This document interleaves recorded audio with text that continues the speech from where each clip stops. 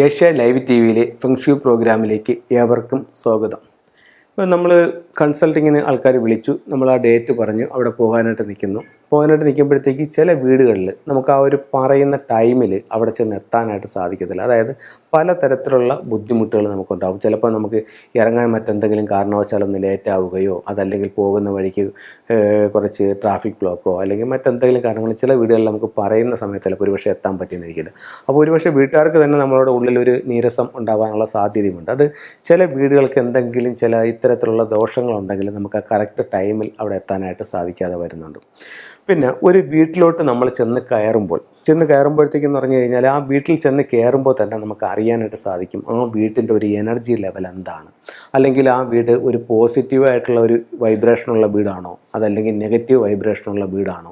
അപ്പോൾ നമുക്ക് വീടിനകത്തോട്ട് ചെന്ന് കയറുമ്പോൾ തന്നെ നമുക്കതിനകത്ത് മനസ്സിലാക്കാനായിട്ട് ചില വീടുകളിലൊക്കെ എന്ന് പറഞ്ഞു കഴിഞ്ഞാൽ നമുക്ക് അവിടെ കൂടുതൽ സമയം സ്പെൻഡ് ചെയ്യാൻ പറ്റാത്ത രീതിയിലുള്ള ബുദ്ധിമുട്ടുകൾ നമുക്ക് ഫീൽ ചെയ്യുന്നുണ്ട്. അപ്പോൾ എന്നാലും നമ്മൾ ചെന്ന ജോലി അത് കറക്റ്റ് ചെയ്തിട്ട് അവർക്ക് പറഞ്ഞു കൊടുക്കാതെ നമുക്കത് ഇറങ്ങി വരാനും പറ്റില്ല. അപ്പം നമുക്ക് ആ വീടിൻ്റെ ചുറ്റുപാട്, ആ വീട്ടിൽ നിൽക്കുന്ന മറ്റേ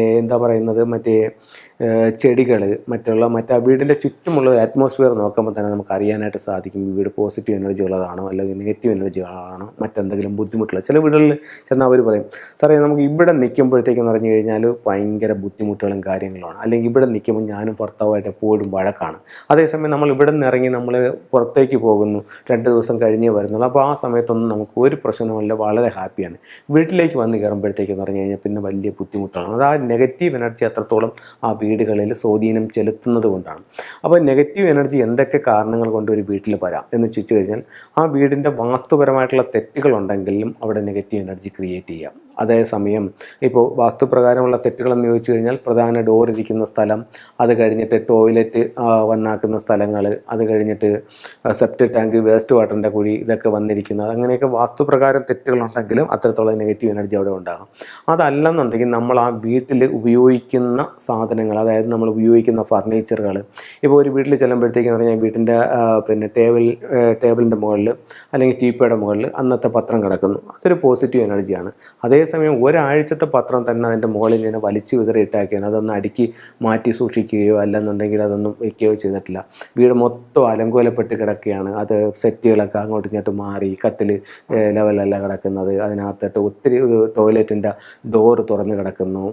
അങ്ങനെയുള്ള ഒരുപാട് വാസ്തുപ്രകാരം ഇപ്പം കിച്ചണിലോട്ട് പോകുമ്പോഴത്തേക്കെന്ന് പറഞ്ഞു കഴിഞ്ഞാൽ പല സാധനങ്ങൾ പല സ്ഥലങ്ങളിലായിട്ട് തുറന്നിരിക്കുന്നുണ്ട്. അതിൽ പഴയതുണ്ട്, പുതിയതുണ്ട്. പിന്നെ അത് കഴിഞ്ഞിട്ടെന്ന് പറഞ്ഞു കഴിഞ്ഞാൽ നമ്മൾ അടുക്കളയിലേക്ക് ഉപയോഗിക്കുന്ന തുണികളെല്ലാം ഒരു 3, 4, 5 ദിവസമായത് പല സ്ഥലങ്ങളിലായിട്ട് കിടക്കുന്നുണ്ട്.